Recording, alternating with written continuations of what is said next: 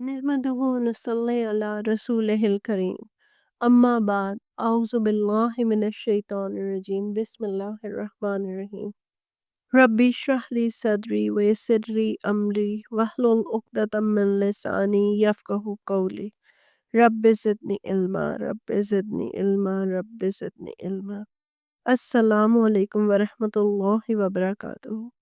کیسے ہیں آپ سب؟ یقیناً ایمان کی بہترین حالت میں ہوں گے۔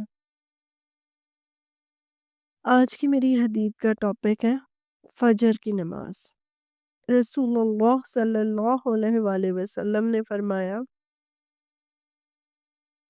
صبح صبح ایک فرشتہ صدا لگاتا ہے کہ اٹھو، اس آگ کو بجھا دو جو تم نے اپنے گناہوں سے لگائی ہے۔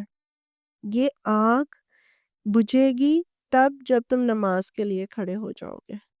فجر کی نماز کے لیے اٹھو اور اللہ سے اپنے گناہوں کی بخشش طلب کرو۔ سبحان اللہ، سبحان اللہ۔ کس قدر خوبصورت ترین بات اللہ کے رسول صلی اللہ علیہ وآلہ وسلم نے فرمائی۔ فجر کی نماز کے لیے اٹھنا تو ویسے ہی بہت بہترین بات ہے۔ اس وقت رزق بن رہا ہوتا ہے، اللہ کے فرشتے آپ کا نام لکھتے ہیں کہ اللہ پاک دیکھیں یہ شخص اپنے گرم بستر کو چھوڑ کے ٹھنڈے پانی سے اس نے منہ ہاتھ دھویا اور یہ آپ کی بارگاہ میں کھڑا ہوا ہے۔ سوچیں اس وقت آپ کا، تھوڑا سا اس منظر کو سوچ کے دیکھیے کہ کس قدر آپ کا یہ عمل دیکھتے ہوئے اللہ رب العزت کے چہرے پہ کتنی مسکراہٹ آتی ہوگی، کس قدر خوشی آتی ہوگی، اور وہ کیسے خوشی اس سے اپنے فرشتوں کی محفل میں آپ کا تذکرہ فرماتے ہوں گے کہ دیکھو میرے اس بندے کو، فجر کا وقت ہوا ہے، وہ کیسے اپنا گرم بستر چھوڑ کے اتنی شدید سردی میں اٹھا ہے، کھڑا ہوا ہے، یک ٹھنڈے پانی سے اس نے وضو کیا، ہاتھ نہیں لگایا جاتا، دل دو تین دفعہ کہتا ہے شیطان رہنے دے اتنا ٹھنڈا پانی ہے، لیکن وہ اور وضو کر کے کھڑا ہو گیا۔ خواتین گھر میں نماز پڑھ رہی ہیں، جو مرد حضرات شدید سردی میں بھی دھند میں بھی مساجد میں جاتے ہیں، مساجد کو آباد کرتے ہیں، وہاں پہ نماز جماعت کے ساتھ ادا کرتے ہیں، ان کا تو درجہ ہی بے مثل ہے۔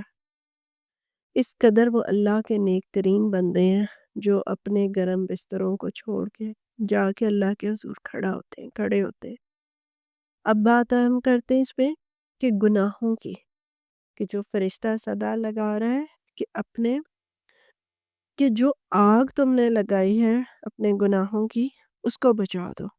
ہم یہ سوچ رہے ہیں کہ یار میں نے تو آج کوئی گناہ نہیں کیا، میں تو بہت اچھے طریقے سے سارا دن گزارا ہے، کوشش کی ہے میں نے کہ نہ کچھ کروں، لیکن انسان ہے نا ہم، دانستہ نادانستہ طور پہ ہم سے کوئی نہ کوئی ایسا عمل سرزد ہو جاتا ہے، کوئی زبان سے ایسی بات نکل گئی، کوئی ہاتھ سے ایسا عمل ہو گیا، کوئی نظر سے حتی ایسا عمل ہو گیا کہ جو اللہ کی بارگاہ اقدس میں گناہ کے زمرے میں آتا ہے۔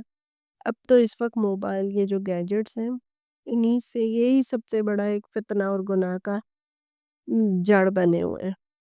آپ حتیٰ کہ قرآن چینل ہی کوئی آن کر لیں، تلاوت قرآن پاک لگا لیں، آپ ویسے ہی موبائل سکرول کرنے لگ جائیں تو ضرور کوئی نہ کوئی گھٹیا قسم کی سائٹس ہیں، ان کے ایڈ بیچ میں آ جائیں گے۔ آپ کی آنکھوں نے وہ دیکھا، گناہ ہو گیا، کیونکہ اللہ رب العزت نے تو ہر طرح کا فرمایا ہے نا کہ آپ نے اپنے تمام اعضاء کی حفاظت کرنی ہے، تو ہمیں اتنی پیاری دیکھیں اللہ نے یہ آپشن ہمیں دے دیا ہے کہ تم سے پورے دن کے اندر صبح سے لے کے رات تک جو کچھ سرزد ہوا، چلو کوئی مسئلہ نہیں، ہو گیا، انسان ہو، خطا کے پتلے ہو، پتہ ہے مجھے، اللہ نے پہلے سے انتظام کر کے رکھ دیا۔ صبح اٹھو، فجر کی نماز پڑھ لو، سارے وہ گناہ مٹ گئے آپ کے، اور پڑھ کے دعا کر کے کہیں کہ یا اللہ اپنی رحمت کے صدقے، اپنی بخشش کے صدقے میرے گناہ مٹا دے، مٹا دے۔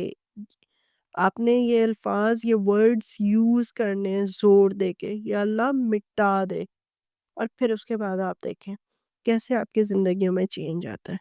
ضرور مجھے کمنٹ کر کے شیئر کیجیے گا کہ آپ نے دعا کرنی شروع کی اور کیا چینج ہے۔ دعاؤں میں یاد رکھیے گا۔ جزاک اللہ۔